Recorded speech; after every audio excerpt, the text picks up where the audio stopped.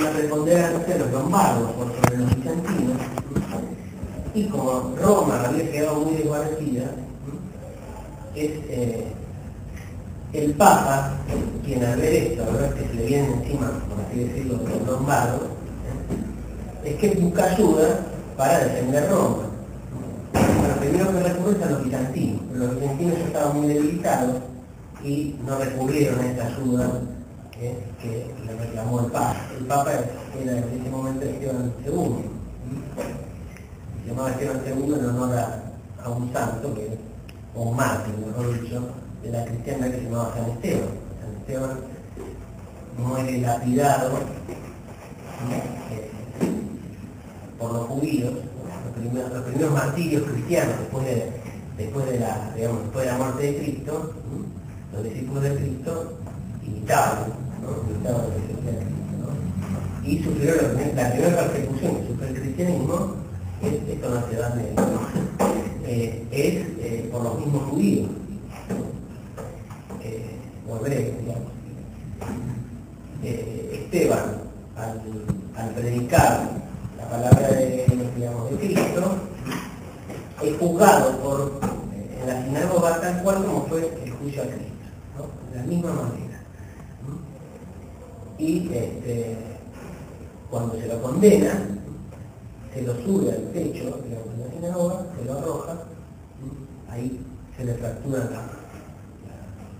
no puede salir caminando porque se rompe la pierna y ahí muere lapidado. Después canonizado por la Iglesia como mártir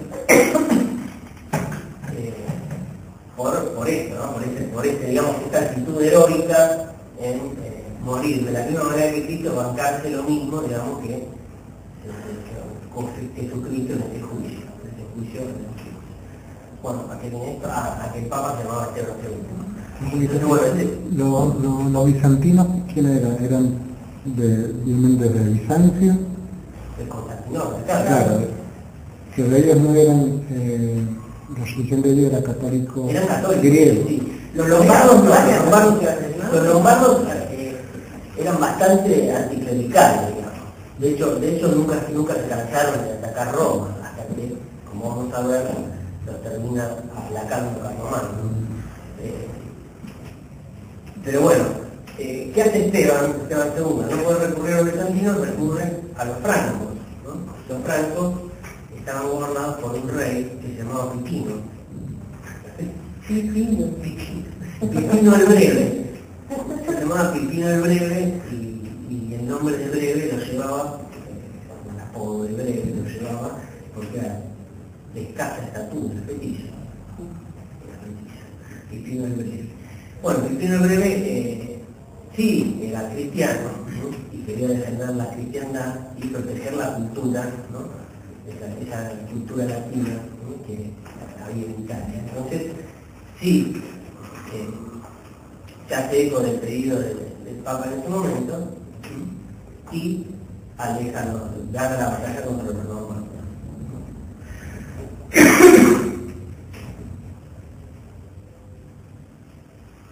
Junto con esto, lo interesante que hace Pipino es tener al Estado Pontificio la zona de Ravenna, con lo cual se gana un poco el beneplácito o el visto bueno del Papa en ese momento.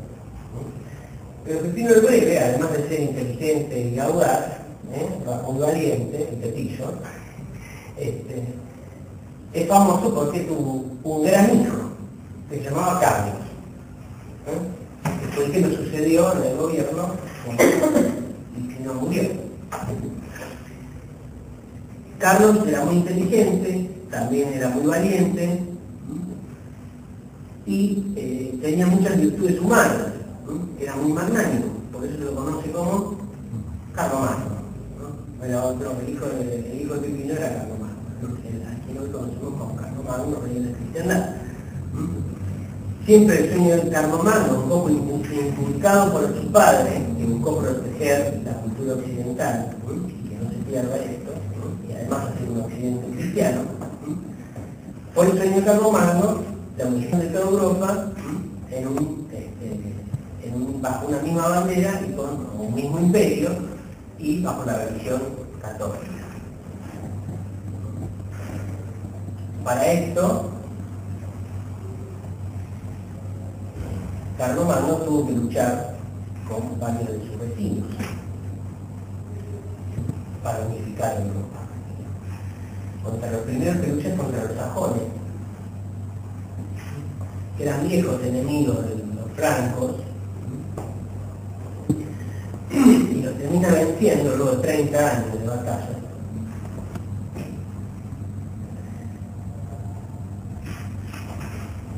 Y cuando conquista el país, lo divide en provincias.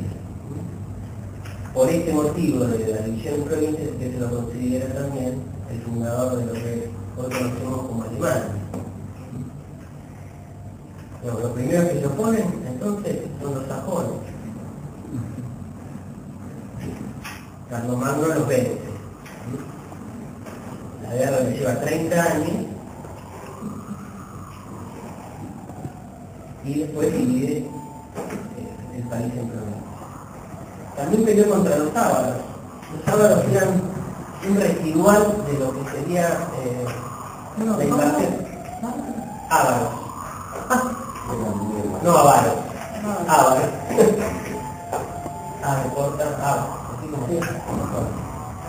Los ávaros eran guerreros mongoles que habían quedado en la zona como producto de la invasión de Atila, ¿no? Atila, el rey de los hunos, que venía de Asia, ¿no? Ese es Atila es ese que se conoce porque cuando pasaba con su ejército no crecía más la hierba, ¿no? Bueno, él lo que quería era un saqueador, digamos. Ese sí que era era un saqueador y bueno, con la promesa de los tesoros y las riquezas de los que iban a saquear, además la promesa de otro tipo de promesas, como por ejemplo las mujeres, etcétera, es que hizo esa invasión. Y un resto de esa invasión eran los mongoles que quedaron y que se lo denominaba ávaros y contra los cuales también tuvo que pelear Carlomagno. Finalmente fueron obligados a sus territorios y que el territorio en el que habitaban era lo que hoy conocemos como Austria. Fíjense cómo va, ya tenemos Alemania, Austria. También Carlomagno peleó contra los árabes para unificar el imperio. Y además por una cuestión personal. No sé si escucharon hablar del cantar de Rolando. Alguna vez, cantar de Rolando. Bueno, cantar de Rolando relatan, es un escrito medieval, en el cual se relata la muerte de Rolando. Rolando era sobrino de Carlomagno. Y muere en Roncesvalles. Roncesvalles es un paso, es un paso que hay en los Pirineos. Los Pirineos es el límite entre España y Francia. Hay un cordón montañoso que se llama los Pirineos, en el límite. ¿Se ubican? Para atravesar el cordón montañoso, uno de los pocos pasos que hay es Roncesvalles. Dice que cuando Carlomagno estaba por la zona, la retaguardia se la cubría Rolando. Rolando, al escuchar que los árabes los venían persiguiendo para entrar a Francia, entra por Roncesvalles y ahí los árabes los sorprenden en una emboscada en un mayor número que el de su ejército de retaguardia. El ejército de retaguardia de Rolando estaba en inferioridad numérica con los árabes, que al principio parecían menos, pero que el poema cuenta que se les colgaban detrás de las rocas de Roncesvalles, y bueno, finalmente Rolando vive. No vive, muere. Pero antes hace sonar su cuerno, ¿no? Para dar la voz de auxilio a Carlomagno. Carlomagno entra por Roncesvalles, vence a los árabes y al ver a su sobrino muerto continúa, ¿no? Y llega hasta el Ebro, el río Ebro de España. Y ahí vence a los árabes. Los árabes terminan siendo prisioneros de España por Fernando, el rey Fernando, cuando toma Granada, que no última señal que se encontraban los árabes. Creo que esto hablamos, que nace esta famosa frase que le dice la madre del sultán, el sultán que estaba ocupando Granada en ese momento. El sultán estaba llorando y quejándose de cómo los españoles lo habían vencido, y la madre de este le responde: no llores como mujer lo que no supiste defender como hombre. No, mano, la agarró de la cerveza que le dio Juan. Y bueno, él cuenta la historia también que Fernando le perdona la vida porque se pone a su servicio, como ves. Después finalmente creo que también lo va. Bueno, Carlos, bueno, volvemos. Carlomagno entonces se ve contra sus vecinos, decíamos, los sajones, los sábanos y los árabes. Vuelve a pelear como su padre contra los lombardos, que de nuevo pretenden atacar el pontificio, ¿no? Y esta vez Carlomagno responde al llamado del Papa Adriano, y cuando vence a los lombardos lo declaran rey de los lombardos, lo nombran, digamos, lo designan el rey de los lombardos. Esto hace que se considere a Carlomagno el monarca más poderoso de ese momento, ¿no? De Europa. Y ahí es cuando se creyó propicio el momento para la unificación de lo que hoy conocemos como Europa. Por eso, en diciembre del año 800, después de Cristo, Carlomagno llega a Roma, invitado por el Papa, y en la fiesta de Nochebuena, en la misa de Navidad, durante la misma misa, se lo corona emperador de los romanos.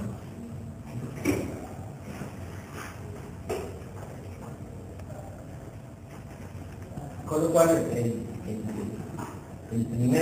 la primera dedicación de Carlomagno para Europa venía siendo militar, ¿no? Esto un poco concluye esa labor militar de Carlomagno, ¿no? Pelearse con los vecinos, que eran posibles invasores, que iban a ir en contra de esa unificación que él quería, ¿no? Esa unificación del occidente cristiano, que él quería y que era su anhelo, y termina siendo nombrado rey de los romanos, emperador de los romanos. Acá nace esta división, esta complementariedad entre el rey temporal, por así decirlo, el hombre que está en el mundo, digamos, el que gobierna el mundo, que en este caso va a ser Carlomagno, y quien se dedica al poder espiritual, el poder espiritual que es el Papa. Como en ninguna otra época acá, en la Edad Media, acá se logró esto de que coexistan estos dos poderes que se complementan, pero no se pisan, o sea, no se contraponen, sino que se complementan. El poder del emperador con el poder del Papa. Poder temporal, poder espiritual. Complementariedad, no contradicción.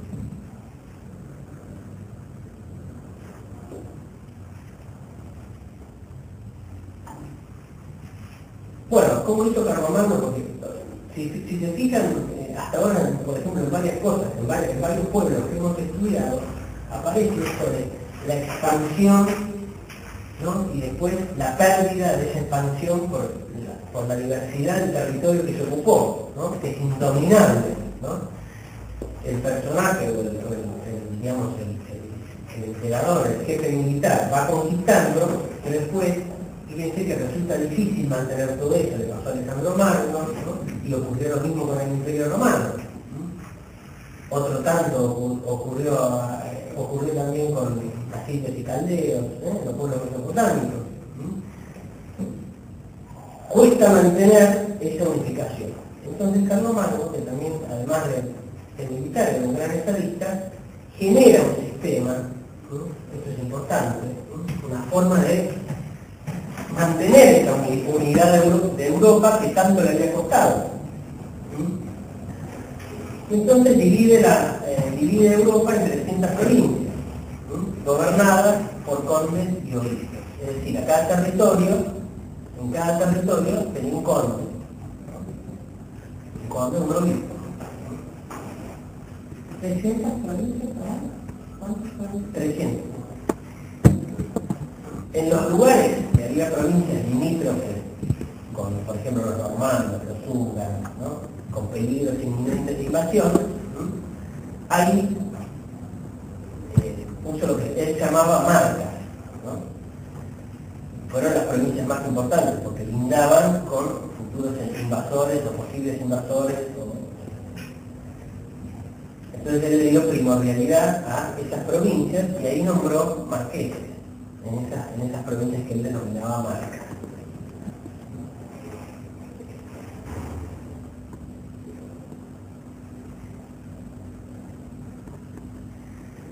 Ahora, ¿qué pasaba? Esto podía provocar, o sea, si en cada provincia había un señor, ¿no?, marqués o un conde,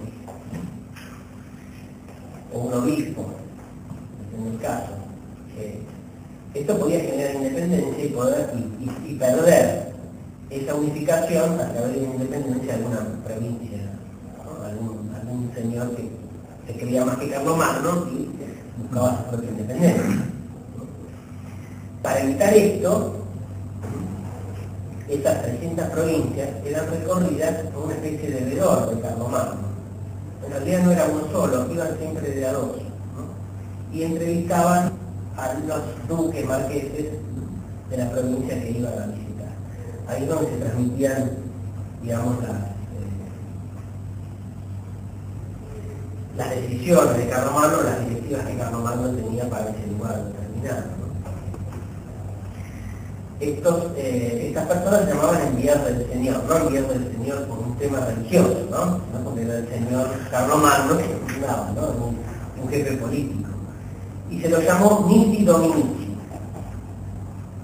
N-I-S-S-I Dominici. Así se lo llamó a estos enviados del Señor que recorrían de a dos.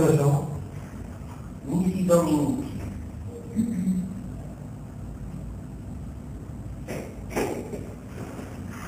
Así se lo llamó a estos enviados del Señor que siempre iban de a dos recorriendo las provincias.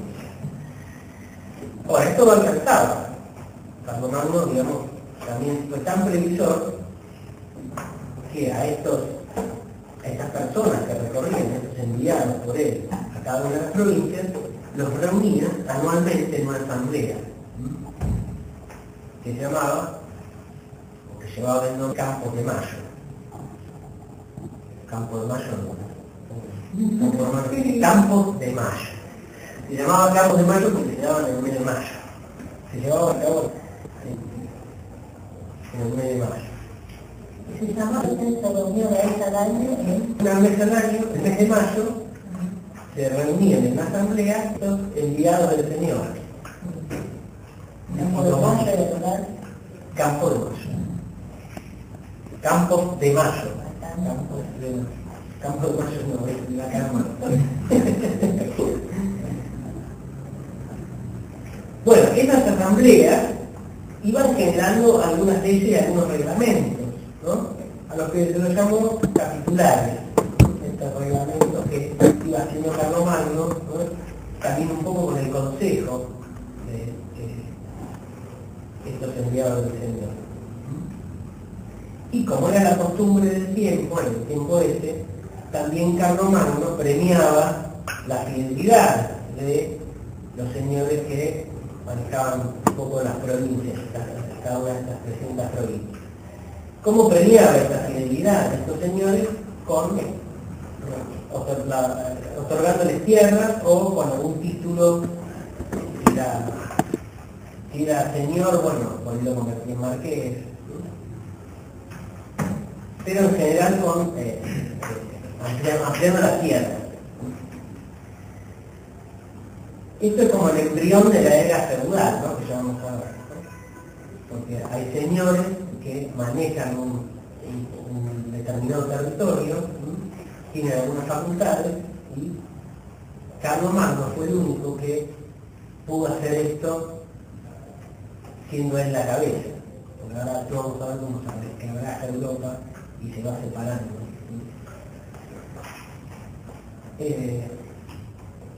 Y por último, Carlomagno también impulsó la cultura dentro de Europa.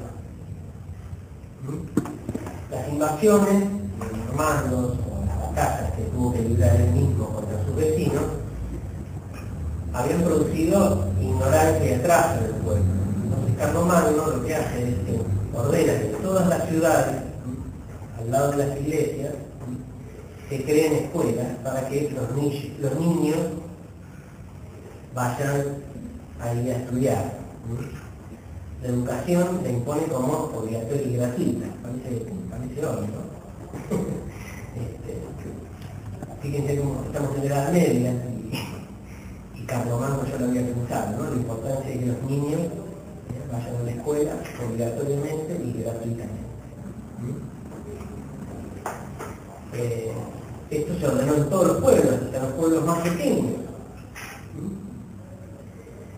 Y puso tanto empeño en esto que hasta él mismo asistía a las clases que se daban cerca de su palacio, como para que los demás notasen que la importancia que tenía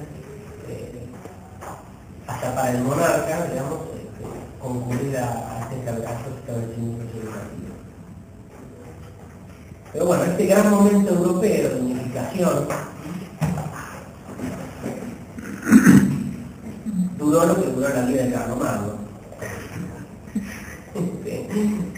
Era el único capaz y que tenía las facultades suficientes, o por lo menos las virtudes suficientes, y el respeto suficiente con las personas que estaban a su mando, a su cargo, y a sus enemigos, que duró lo que duró su vida.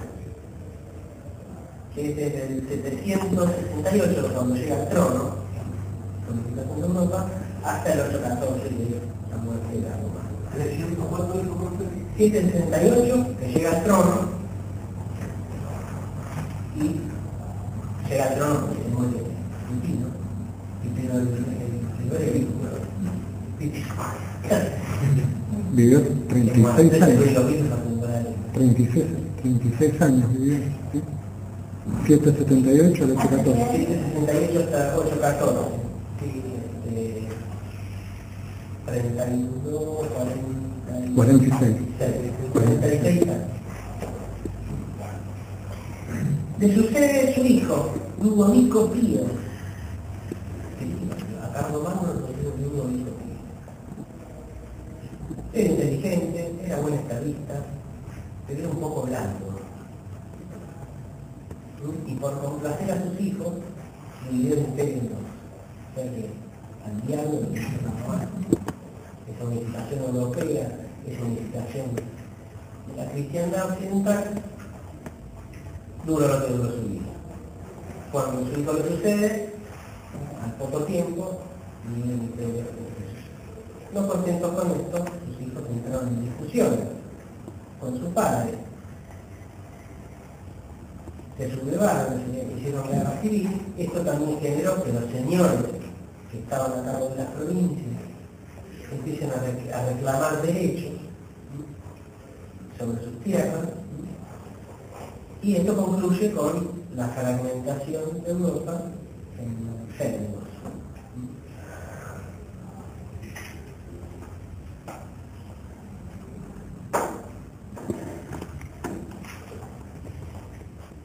Al morir Ludovico Pío, sus hijos, para aplacar, digamos, para llegar a una situación de paz, firman el Tratado de Verdún. Y mediante ese tratado es que el imperio queda dividido en dos. Verdún, con B corta, Verdún, en la U.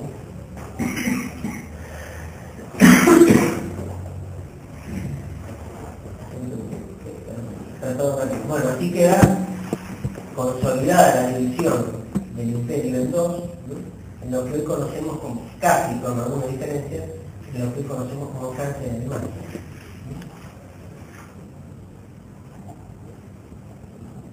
quizás hasta hoy conservan esos límites que ya vienen de aquella época.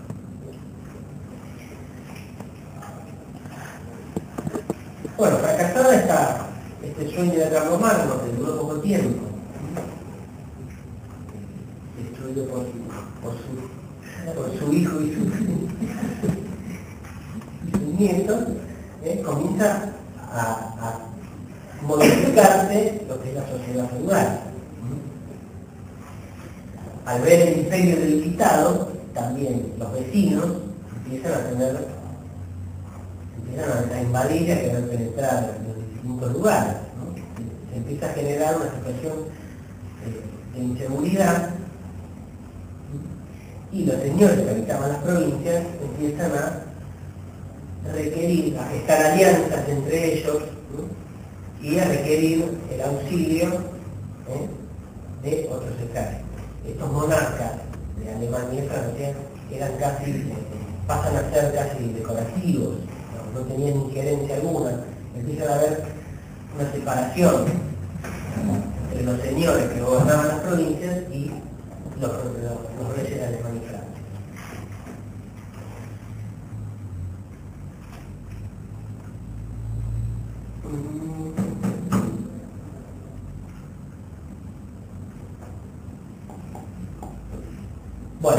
Bueno, les decía, el mando teórico era el mando del rey pasa a ser teórico y no práctico. Entonces empiezan a requerirse por parte de los campesinos ciertas seguridades, y esas seguridades se empiezan a pedir a los señores que habitaban en los castillos y que tenían ejércitos. Ahí se empieza a dar lo que se llama el feudalismo, ¿no? Esto es el feudalismo. Un campesino se pone al servicio de un señor, paga un tributo o paga con sus tierras esa seguridad, y el señor está como contraprestación dando seguridad, ¿no? Eso es la institución del vasallaje, ¿no? Que tenía determinados requisitos hasta formales, ¿no? Actos públicos en los cuales una persona se convertía vasallo de un señor, y un señor de muchos vasallos, ¿no? En su cargo muchos vasallos. El vasallo, en esta ceremonia, lo que hacía era arrodillarse y pedir la protección al señor de feudal, ¿no? De eso estamos hablando, no el señor espiritual, ¿no? El señor feudal. Le tomaba la mano y le ofrecía sus tierras y su riqueza, a cambio de seguridad y protección. Fíjense que acá estaban rodeados de normandos, de húngaros, ¿no? Había grandes peligros, ¿no?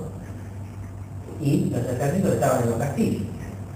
Bueno, y el señor feudal lo que hacía era aceptar esa fidelidad, tomando una especie de juramento de fidelidad a ese vasallo, y le devolvía las tierras en forma simbólica, otorgándole una llave, algún símbolo, ¿no?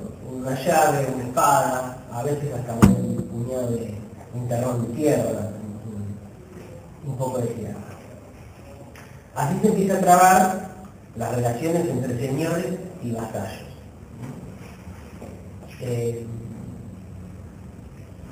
Este estilo de protección se empieza a multiplicar por toda Europa. Entonces, llegó un momento que todo señor tenía vasallos y todo vasallo tenía un señor, ¿no? Esto se generalizó en Europa. A esto se llamó, bueno, esto es una investidura en el carácter de vasallo o en el carácter de señor. Por eso, en este momento, en la Edad Media, Europa tenía tres clases sociales. Se termina limitando la cuestión social a tres grandes grupos, si se quiere. El primero era el de los señores. Dentro de los señores podía haber que eran los dueños de los campos, de los castillos, ¿no? Había marqueses, duques, condes, vizcondes, varones, castellanos, perdón, duques, marqueses, condes,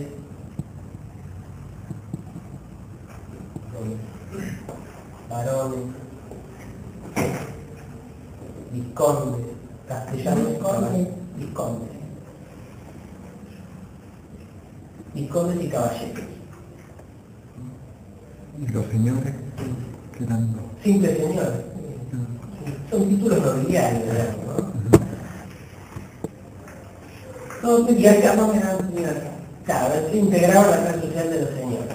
Después estaba la clase social de los campesinos, que era la mayoría, ¿no?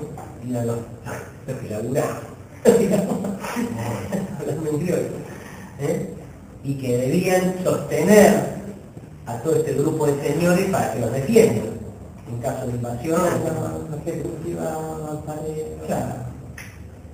Pero las tierras seguían siendo de los campesinos y no Las tierras seguían siendo los campesinos, pero los campesinos tenían que mantener la segunda feudal. Entonces, todo lo que producían prácticamente iba como tributo a la segunda feudal. El señor feudal tenía un poder bastante absoluto sobre la expresión. Incluso hasta en determinadas cuestiones impartía justicia. Es una de las cosas que, digamos, que el vasallo, al ponerse al servicio del señor, digamos, se somete, como que se somete a esta jurisdicción para decidir en algunos temas cuestiones de justicia. También podía pedirle, ¿no vieron en las películas? Vengo a pedir protección, bueno, es esto lo que pedía. tenemos un poco el rey. O vengo a pedir justicia al rey, eso es pedirle justicia al señor. Bueno, esto era un poco lo que pasaba en ese momento. Que estaba... Dígalo. No, dijo Cristina a él. ¿Cristina qué? Cuando se refiere siempre dice a él, o sea, por neta.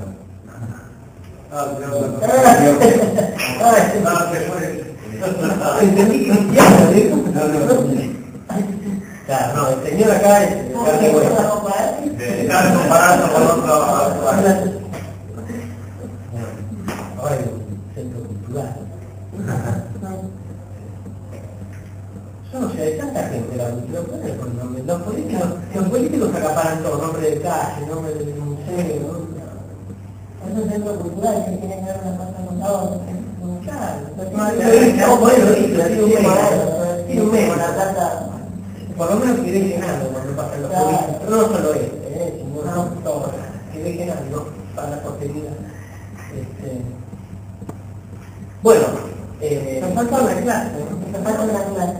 señores campesinos, para campesinos ayudan. Bueno, los campesinos, para tener que, digamos, que distraer lo que producían en el señor, no vivían holgadamente, ¿no? Vivían bastante empobrecidos y en forma bastante precaria, muchas veces eran víctimas también de injusticia. Y la tercera clase es la de las personas que se vinculaban al clero, eran sacerdotes, abades o monjes. Están en todos lados. No se crea. Sobre esto, Siempre. Siempre. Depende, hay... sí. Bueno, Eso es de siempre.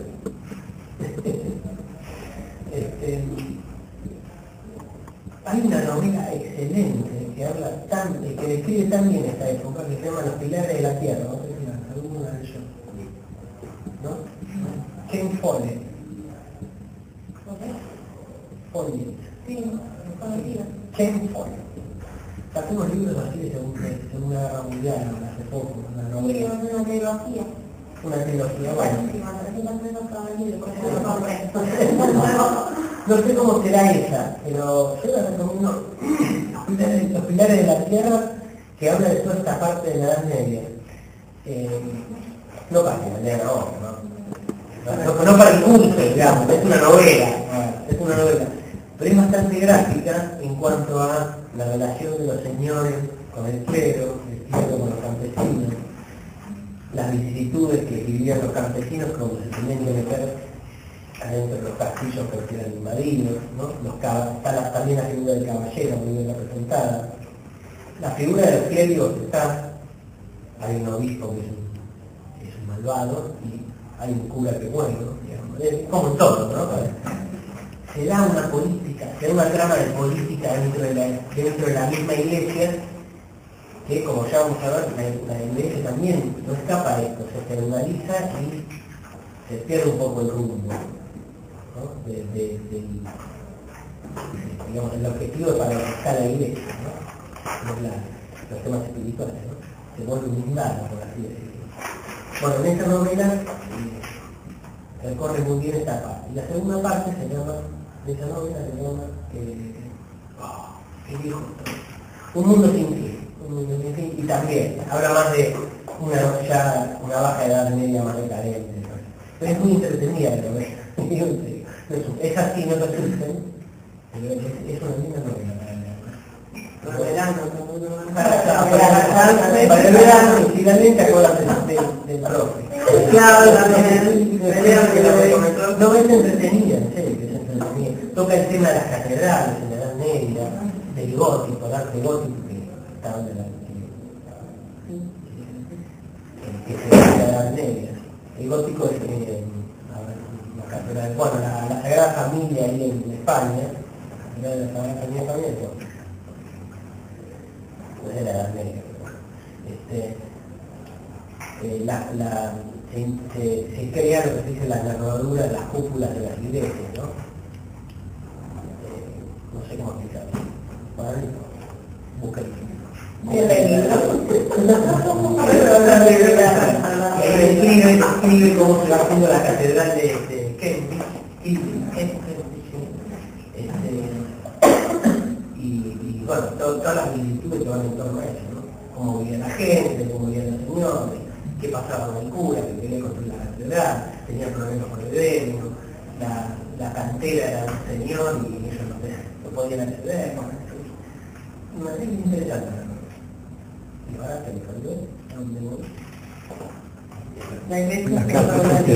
Y bueno, así nace la caballería, la institución de la caballería, que es toda una institución en la Edad Media de la caballería. Esto es tema de...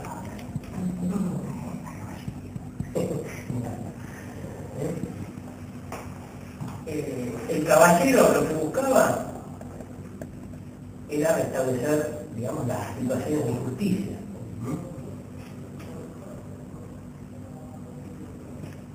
Y así un juramento que se basaba en Dios, en la justicia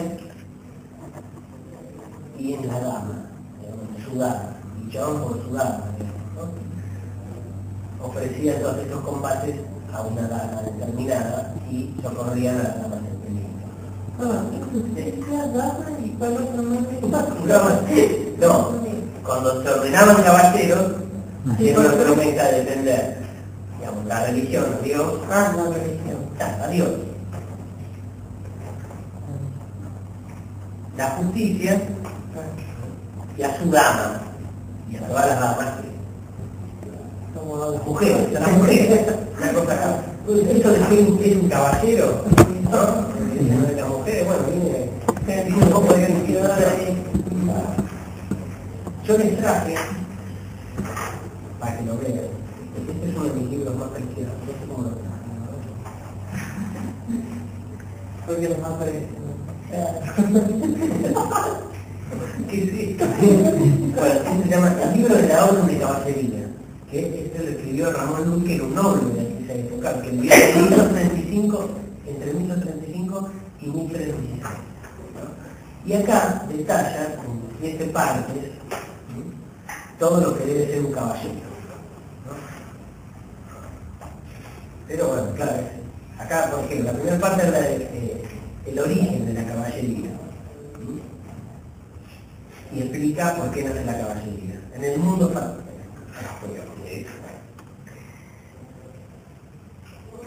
faltó la caridad, lealtad, justicia y verdad.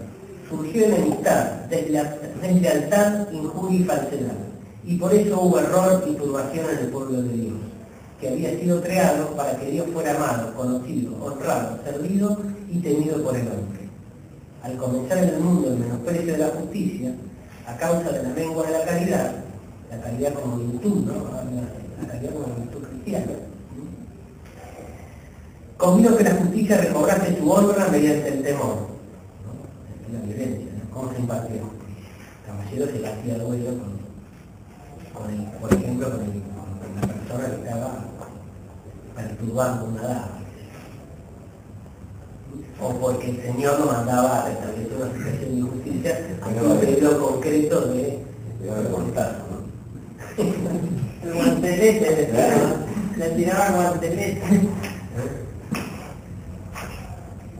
Y fíjense, habla hasta del caballo, el caballero. Se eligió entre todas las bestias la que era más bella, la que más corría, la que podía aguantar mayor fatiga, la que mejor convenía al hombre para servirle.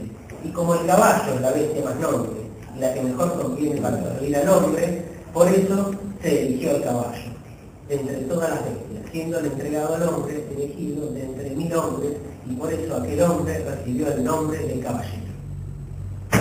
Chan, chan. Bueno, este libro es incurable. Esta es una colección de biblioteca medieval.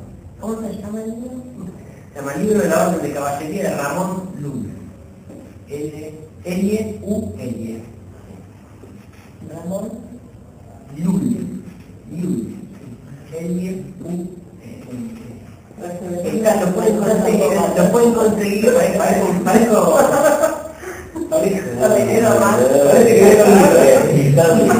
parece que lo tiré de la tierra, lo van a tomar los festivales, esta es una colección de biblioteca medieval que se las recomiendo, de la biblioteca medieval Ciruela. Estos libros no se importan más, ¿no? ¿Se encuentran en la... Pero yo tengo otra versión que viene del historial austral, así que por ese lado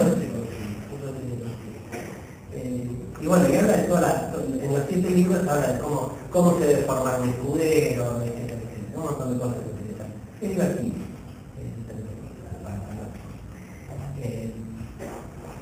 Y de esta biblioteca les recomiendo un montón de libros, ¿no? Todo lo que vean, Ciruela, mira lo que está diciendo.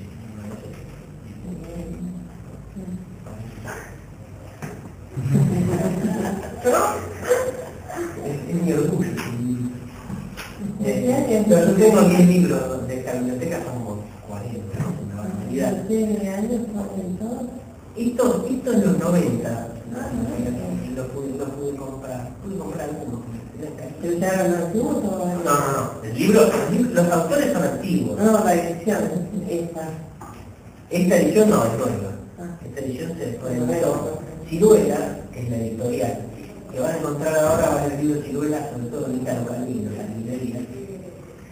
Ciruela es un conde actual que le encantó. El hijo de esa mujer que tenía mucho dinero en el chico de la edad. El conde del Ciruelo. Y fanático de la Edad Media y se puso a resucitar obras de esa época. ¿Por qué se ríen? Estoy aburrido. Así termina de hablar y nos vamos. Yo lo único que he leído es el Caballero de la Armadura nada que ver con obviamente la historia de la No, pero hay libros. Pero hay unas cositas por ahí que se dicen. Ricardo Corazón de León, fue una cruzada. Hay un libro que dice todas las historias del Grial. Rey Arturo, y ahí, bueno, el poema de Rolando, de la época también. Que contar esa historia, que conté recién. Hay mucha literatura medieval. Siempre gira en el mismo, con los mismos tópicos, ¿no? La cultura del caballero, salvar a la dama, ¿no? Todas estas cosas. Bueno. Volveré. Bueno, para ingresar a la caballería se ingresaba desde muy chico, se ingresaba como paje, ¿no? Paje o criado, ¿no? Este paje se ponía a disposición de un caballero, y bueno, servía la mesa, ¿no? Lavaba su ropa, o sea, cuestiones domésticas. Era paje más o menos hasta los 14 años.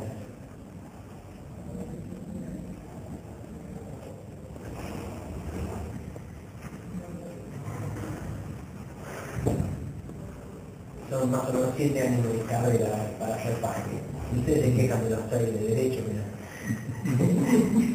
Es la materia.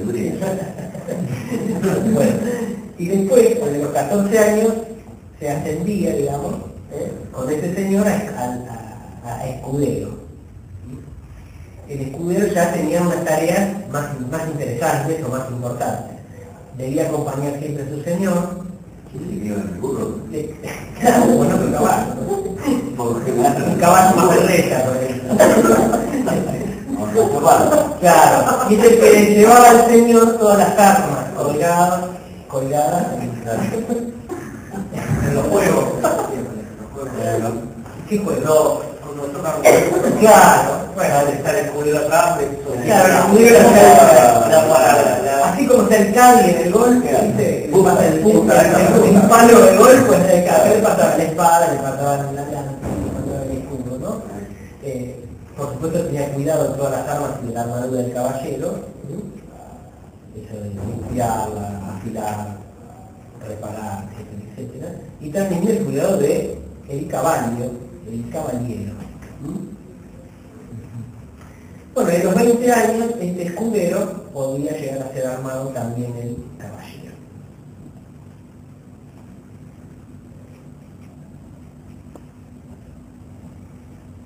Pero bueno, también lo importante es las virtudes caballerescas, que son el honor, la justicia, bajo el lema, como se había dicho, por su Dios, por su Señor y por su alma. Por supuesto, cada caballero respondía también cuando no era el mismo. O sea, el Señor tenía su escudero también, etcétera, etcétera, pero había varios caballeros que también respondían a un solo Señor. Y ese Rey Arturo tiene, también que hoy en día el Tolón, por ejemplo, que tenía su mesa redonda con determinados caballeros. Los caballeros tenían su escudero y todo eso era bancado por los campesinos que trabajaban. Pero bueno, no depende.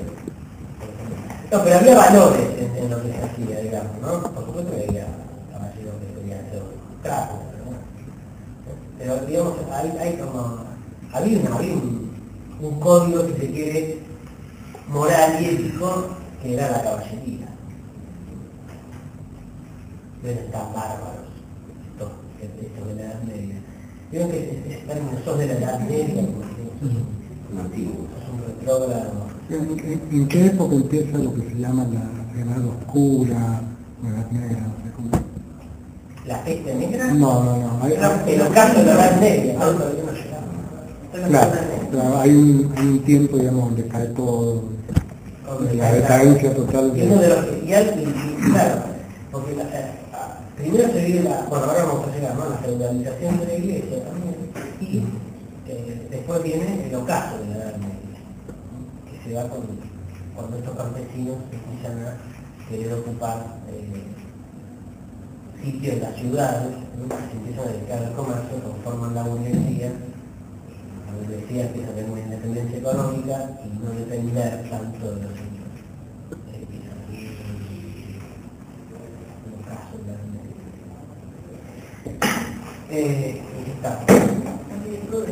Bueno, las virtudes el honor y la justicia. Esto del honor, fíjense, el tema del honor en esta institución es fundamental. No lo han visto en más de una película. Muy feos. Se aparece nomás de haciendo hoy. Ahora, todo esto tuvo que tener también un límite, porque si no, todo el mundo vivía guerreando con todo el mundo, y entonces la iglesia empezó a hacer prohibiciones ¿sí? De cuándo se peleaba y cuándo no. Prohibiciones de días. ¿Y qué día? A ver, ¿qué día les parece que no podía un caballero batir? Domingo. No, muy bien, domingo. Día del Señor, claro. O en algunos periodos conforme al calendario litúrgico también, ¿no? La Pascua. Ahí había situaciones más de recogimiento que de acción. También esto era... fíjense que es una época donde la religión tiene un papel también preponderante, ¿no? Más unificado quizás, porque está el cristianismo que unificaba muchísimas más personas que por ejemplo lo que podía pasar en los fenicios. Acá estaba todo mucho más unificado y era muy fuerte esa impronta que tenía el cristianismo. A todo lo empapaba, digamos, ¿no? De nuevo. No se podía combatir el domingo, se podía convertir en los tiempos litúrgicos que establecía la Iglesia, y en esos momentos los caballeros hacen lo que se llama los torneos, las disputas que también... ¿Vieron la película Corazón de Caballero? Es medio moderna, pero bueno, eso era una disputa medieval, un juego medieval, donde las lanzas eran más blandas, digamos, para no matarse, digamos. Y cada caballero corría por un andamio de la que tiraba el otro, ¿no?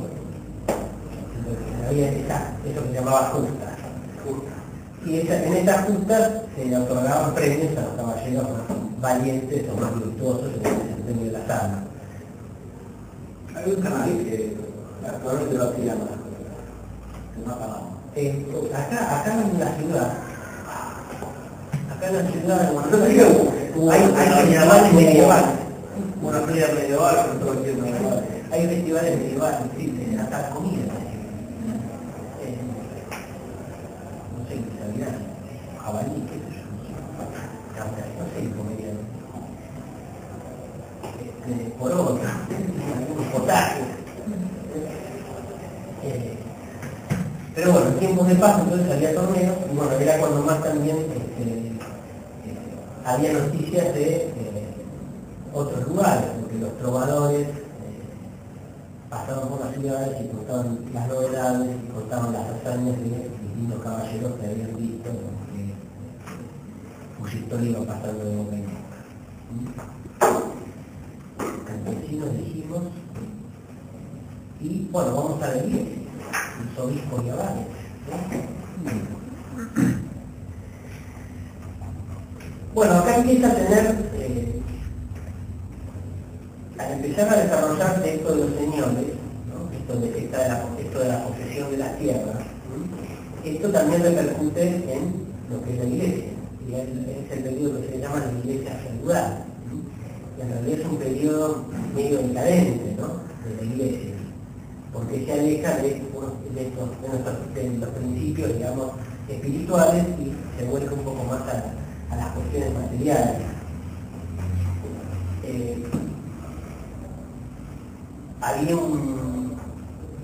Había en ese momento, en toda Europa, unos cuantos centenares de monasterios benedictinos, ¿no? Que se habían fundado. Esos monasterios benedictinos tenían la característica de que se autoabastecían, no solo espiritualmente, sino también materialmente. Fíjense que ahora, por ejemplo, la orden benedictina sigue teniendo eso del trabajo, ¿no? de proveerse los alimentos ellos mismos.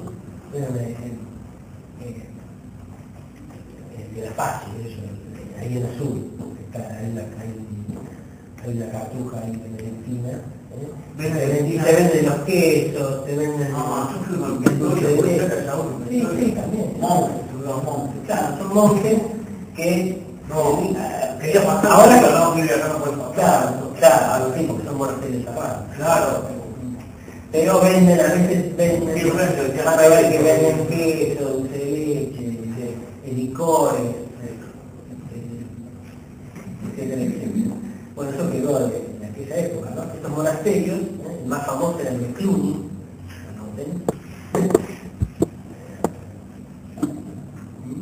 ¿Cómo se escribe? Cluny, con Y. Monasterio benedictino, fundado por Guillermo de Aquitania. Se dice Aquitania y se dice Aquitania, con Q. Guillermo de Aquitania. Él protegió mucho este monasterio de Cluny y en base a este monasterio de Cluny es que se empiezan a propagar los monasterios en todo el mundo, con estas características de autosuficiencia económica y también autosuficiencia espiritual. Esta fue la base. Ahora, esto se fue, por así decirlo, saliendo del curso, se fue mundanizando, si se quiere, ¿no? Haciéndose más mundano, por copiar a los señores feudales. Los obispos tenían tierras, tenían un territorio, a veces venían campesinos y perdían la protección. Y bueno, algunos obispos incluso llegaron a tener su propio ejército y a manejarse con una especie de corte, quizás de monjes nomás, a veces de soldados también, pero corte al fin, ¿no? Esto se agravó, la feudalización de la iglesia se agravó con el hecho de que muchos señores empiezan a tener parientes que optan por la vida religiosa. Entonces empiezan los señores a querer imponer en los monasterios y conventos parientes suyos para tener, digamos, cierta influencia dentro de determinados territorios. Pasa la iglesia a ser, digamos, manejada no por la propia iglesia, no por los propios monjes, sino por los señores feudales. Esto llegó a tal punto que hasta el Papa fue elegido por el señor de Roma, y no por un cónclave como hoy vemos a veces en la televisión, cuando eligieron a Francisco, que es un cónclave de obispos, y ellos eligen quién va a ser el Papa. Perdón, el cardenal.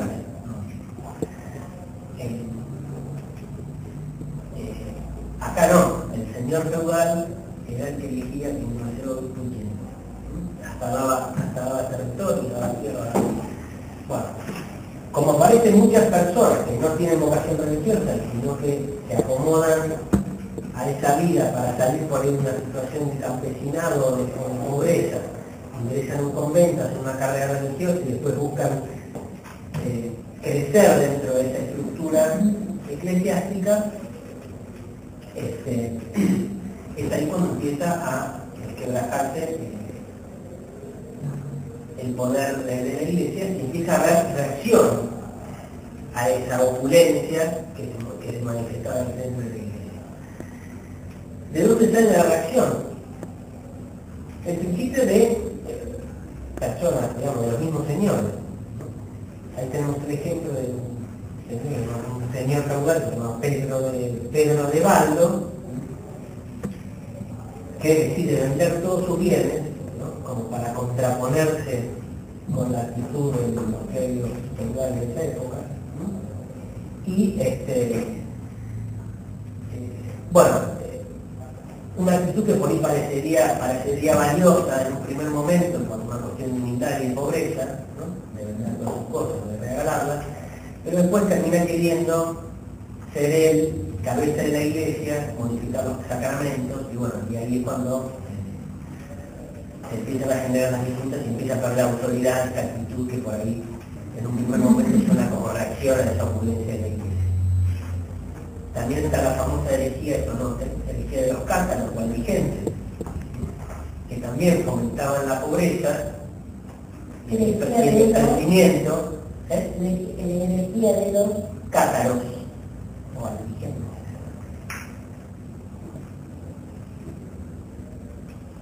Que surge como una reacción a esa opulencia de los obispos, o esa riqueza que tenía la iglesia otorgada por los señores feudales. Ellos pregonan ese desprendimiento y esa pobreza, pero terminan siendo invasores y destructores de su prójimo, digamos, por digamos, hacer que los otros se desprendan, los atacan. Y hasta incluso llegan a tal extremo que para ellos la perfección, digamos, la perfección de esta unidad es el suicidio propio. Algunos llegaron hasta suicidarse buscando esa perfección del desprendimiento, ¿no? El desprendimiento hasta del mundo, el desprendimiento llega a ser tal, las cosas del mundo, ¿no? Las cosas mundanas, que hasta se llegó a fomentar el suicidio de esta herejía de los casos. Como todo, viene la reacción ante lo opulente de la Iglesia, de estos sectores que en realidad quieren hacer un bien pero terminan induciendo al error, terminan capturados por un error, ¿no? Un error teológico, digamos, así decirlo. Y ante esto también reacciona la Iglesia y reacciona buenamente contra las herejías y contra esa opulencia de los obispos.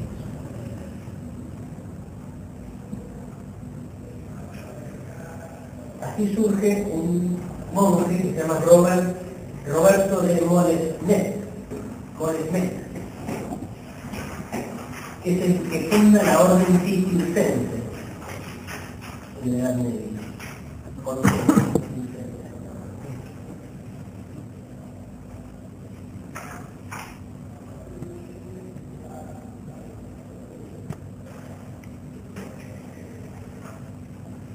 Esta orden que la orden cisterciense, una orden religiosa,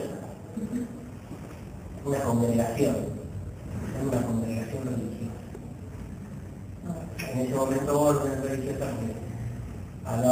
se hablaba más de orden porque eran, las órdenes religiosas tenían una disciplina bastante estricta, similar a la militar.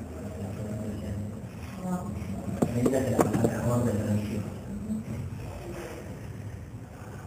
Bueno, lo que hace, acá vamos a citar una cosita que en los primeros monasterios le hacen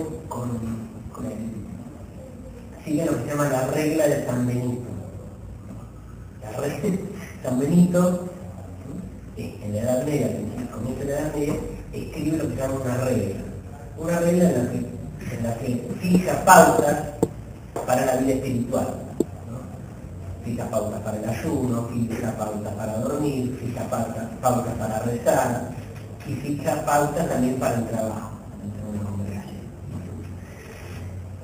Cuando se feudaliza la Iglesia, esta regla empieza a reblandecerse, se empieza a ser más laxa, no porque la regla sea laxa, sino porque los interesados, digamos, empiezan a tener menos disciplina clerical, menos disciplina religiosa, menos espiritualidad y se vuelven más mundanos.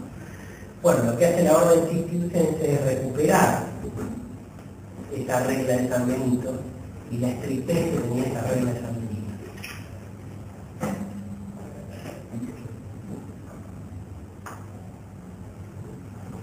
Esto al principio fue bastante teórico, hasta que ingresa en un monasterio cisterciense San Bernardo de Carabajal. No lo he escuchado. No, pero bueno, no importa. Cuando ingresa San Bernardo tenía una gran influencia, era de una familia de señores, ingresa al monasterio con verdadera vocación, como reacción a lo que estaba ocurriendo con las herejías y con la feudalización de la Iglesia, y aplica realmente la regla, no solo para sí mismo y para todo el monasterio, y ahí es cuando se empieza a expandir la orden cisterciense por Europa. Y la Iglesia recupera un poco, vuelve a las bases, por así decirlo, vuelve a las fuentes. Una de las cosas que destierra San Bernardo es el casamiento entre clérigos, que cuando empieza a decaer la Iglesia empiezan a suceder algunos casamientos entre clérigos, sobre todo cuando los señores feudales decían a sus parientes que realmente no tenían vocación de clérigo, sino de gobernantes, pero que los señores decían ahí por una cuestión de orden político y no con verdadera vocación religiosa. Bueno, así que entra la Edad Media de San Bernardo.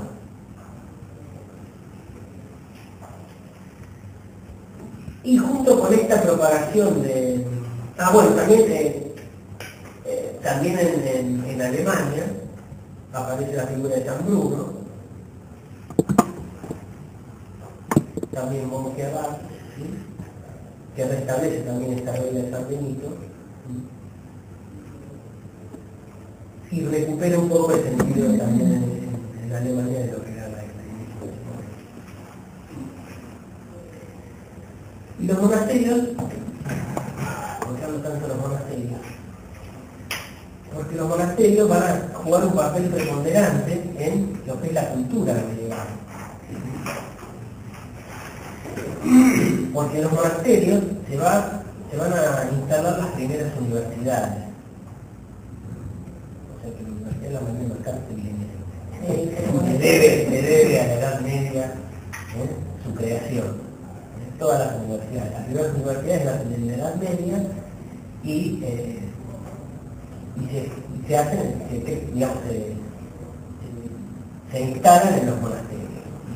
Principalmente, por supuesto, había dos series, digamos, de estudios dentro de las universidades. Esto copienlo.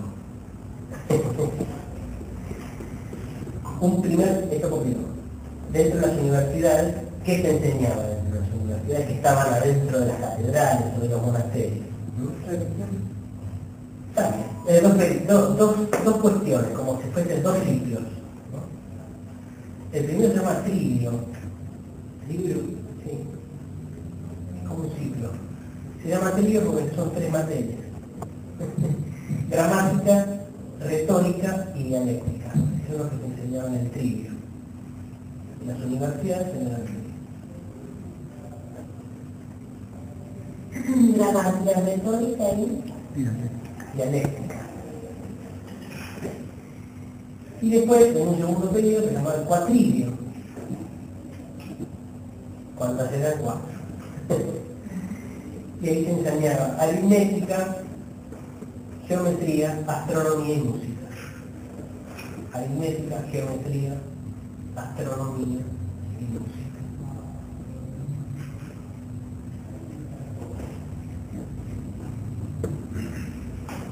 Todas las catedrales de Europa tienen una universidad.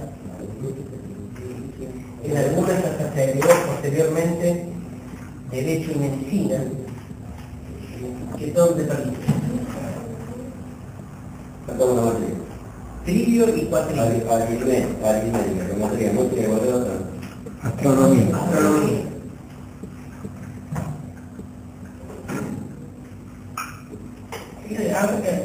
Bueno, después se incorporan el derecho y la medicina.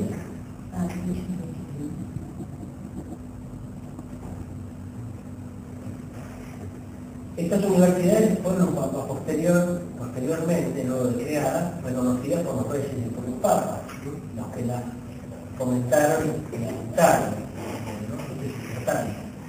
La primera de ellas fue la Universidad de Bolonia. Fíjense que hoy está la Universidad de Bolonia. En Italia también podemos mencionar la Universidad de Salerno. Oxford y Cambridge son de esta época también.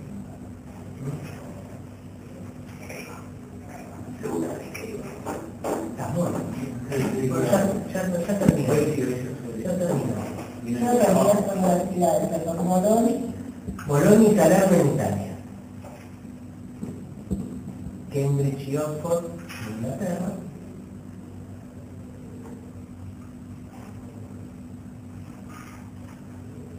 Y Palencia y Salamanca en España. Las más importantes, ¿no? Las que son las únicas.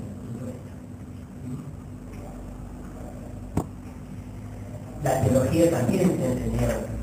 Digamos, el hombre tuvo una inquietud teológica en este momento sobre su origen, ¿no?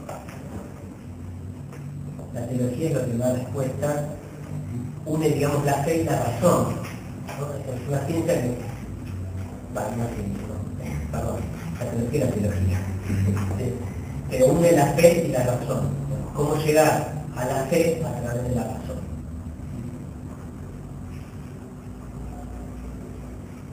Un especialista en esto fue Santo Tomás de Aquino, que desarrolló un montón de temas teológicos. La primera parte desarrolló un montón de temas teológicos a través de dos obras principales.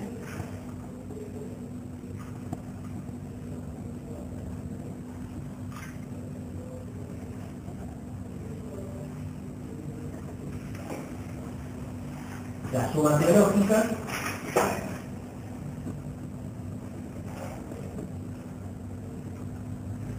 y la Suma contra los Gentiles. ¿Ahora es suma? La Suma Teológica y la Suma contra los Gentiles.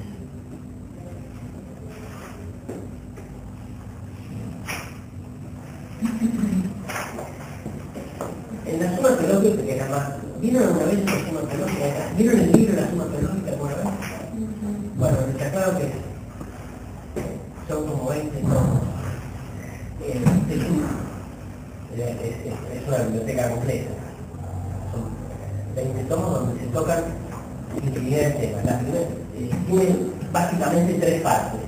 La primera parte de la Suma Teológica revela los misterios de Dios, ¿no? Dios creado. Eso no va a hablar respecto a la Suma Teológica. Encantado. No me sabe que lo va a tomar para estudiar. No, bueno, les tomaré que Santo Tomás que escribió. Santo Tomás escribió A, la Suma Teológica, B, el Corán, C. La primera parte, estamos hablando de la primera parte. Ah, la primera parte de la Suma. Bueno, la Suma es una obra monumental, como le dije.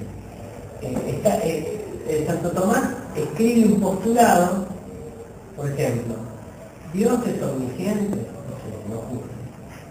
Entonces, a partir de esa palabra empieza, Dios es omnisciente porque tal, Dios es omnisciente porque tal, ¿no? Empieza como a dar postulados de por qué Dios es omnisciente. ¿Saben qué es omnisciente? Todos lo saben. Que todos lo saben. Exactamente. Entonces empieza a argumentar a favor, después se hace una réplica y después por ahí una conclusión que confirma el postulado. Por eso estamos hablando de teología y también en algunos casos de filosofía. La primera parte, como les dije, la Suma habla de Dios, Dios único y trino, habla del hombre, la naturaleza del hombre, temas bien teológicos, ¿para qué está creado el hombre? La segunda parte apunta más a las virtudes, ¿no? Las virtudes teologales y las virtudes cardinales. Hace un desarrollo de todas esas virtudes que tiene el hombre. Fe, esperanza y caridad son las virtudes teologales, después están las cardinales, fortaleza, templanza, justicia y prudencia.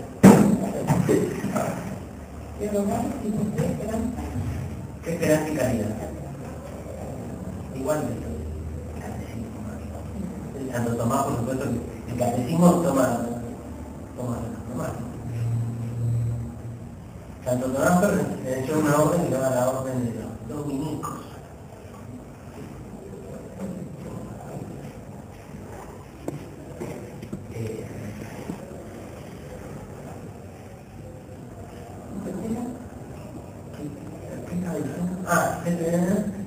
Y la tercera parte ya habla más de los sacramentos. Sacramentos cristianos, ¿no? Bautismo, comunión, bautismo, penitencia, Eucaristía, matrimonio, habla, digamos, como que la obra de la Suma Teológica se divide en los tres grandes bloques, por así pero en cada bloque hay un tomo, un tomo. Yo, la suma que tengo en casa tiene 21 tomos. Tengo una suma que no utilicé, no. Libro tiene, ¿no? Pues siempre saca un libro, Es una pared de libros, sí, no,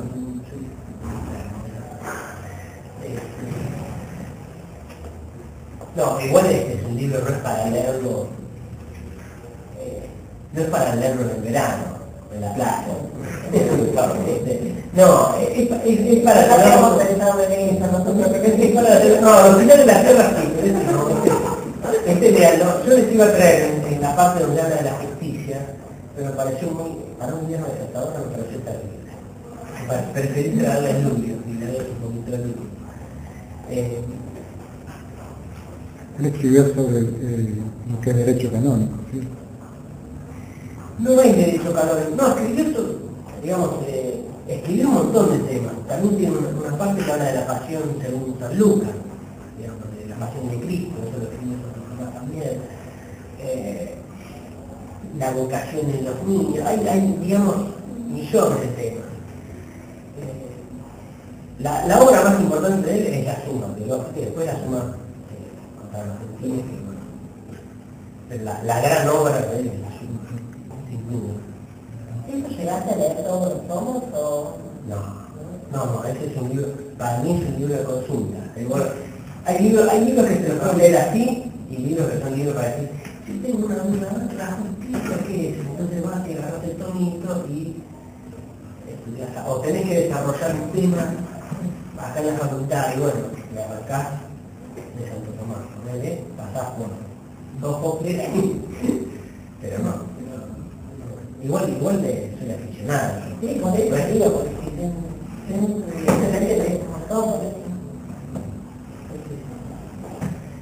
Me gustaría leer más. Hay que seleccionar la lectura, porque si no... Yo leí mucha pavada, leí mucha Isabel Allende, autor latinoamericano de los décimas. No es que en su momento me gustaron, pero después como me volví más a la filosofía de la historia y digo me saca. Me aburre, la novela me aburre, algo que sea algo que tenga que ver algo con la historia, algo así, sí. Lo relajo. Bueno, ¿qué era la suma contra Gentiles? Claro, la suma contra Gentiles es mucho más corta, habla más que nada sobre las formas de gobierno, no tampoco, es como una instrucción para el buen gobernante, una crítica más que tiene que ver, por supuesto, todo con la teología, ¿no? Como debe ser, pero eso es mucho más chiquita. Igual la suma, si le pregunto algo, la suma.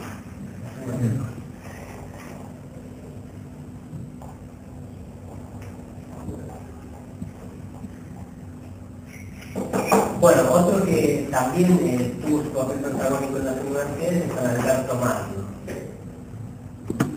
que enseñó en la Universidad de París. Magno. Ese sí desarrolló, más que nada, desarrolló sus estudios y sus relaciones en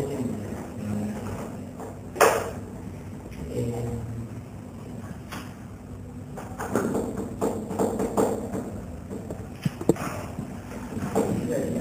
Decías que algo que van mi contra, pero no sorprende.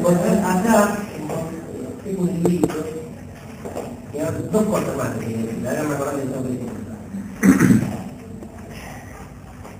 Le saqué una fotocopia, el libro es muy gordo. Este es un libro de historia de la Edad Media que es, digamos, un libro pro Edad Media, a favor de la Edad Media. Entonces este capítulo que habla de las universidades, ¿sí?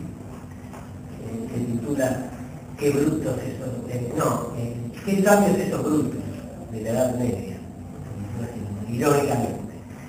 Y acá encontré una cita de un libro de Lori Daly, de Medieval University, que está citado por este hombre, que se llama Olivera, y cita de primera fuente, de un documento histórico, ¿no?, de aquella época, todo lo que debía saber un profesor de universidad en la Edad Media. Todo lo que tenía que saber. Lo que tenía que haber leído, por ejemplo, y manejar. Dice, una vez obtenido su diploma universitario y antes de aspirar a su licencia de docente, el estudiante debía haber conocido en París o en otra universidad las siguientes obras de Aristóteles. ¿Conocen? Física, de la generación y de la corrupción, del cielo y Parva Naturalia. También los tratados de la sensación y de lo sensible, del sueño y de la vigilia, de la memoria y del recuerdo, de la longevidad y de la realidad de la vida. Asimismo, debía conocer o tener intención de hacerlo en el futuro de la metafísica de Aristóteles, y haber asistido a clases sobre los trabajos matemáticos del filósofo griego. Rasta ofreció en relación al currículum de Oxford la siguiente lista de lecturas obligatorias para alcanzar la maestría una vez obtenido el primer diploma. Textos sobre artes liberales, Prisciano en gramática, la retórica de Aristóteles, los tópicos de Boecio y la nueva retórica de Cicerón, la metamorfosis de Ovidio, la poesía de Virgili en retórica, de interpretaciones por los tópicos de Boecio, libro 1 a 3, los primeros analíticos de los tópicos de Aristóteles, en aritmética y en música a Boecio, en geometría a Euclides, Alcen por la perspectiva de Vitelio, en astronomía teoría planetaria, 2 trimestres para entender la astronomía. Y la Manifiesto de Ptolomeo, en filosofía natural, la física o del cielo, de las propiedades de los elementos, meteorología o de los vegetales y las plantas, del alma de los animales, cualquiera de las parvas naturales, y en filosofía moral la ética o la política de Aristóteles, y en metafísica la metafísica natural. Eso es, para ser profesor de universidad, eso me nota de color, pero voy a tomar. No, pero es una nota de color, porque a veces me parece que está esa idea que la Edad Media es como una especie de mitad de camino entre los antiguos que no sabían nada y los modernos que están como allá arriba, ¿no? Y la Edad Media queda como en el medio de esas dos cosas, como que eran unos grupos, ¿no? Un poco fomentado porque, por ejemplo, está esa idea de Galileo, ¿no? Galileo Galilei.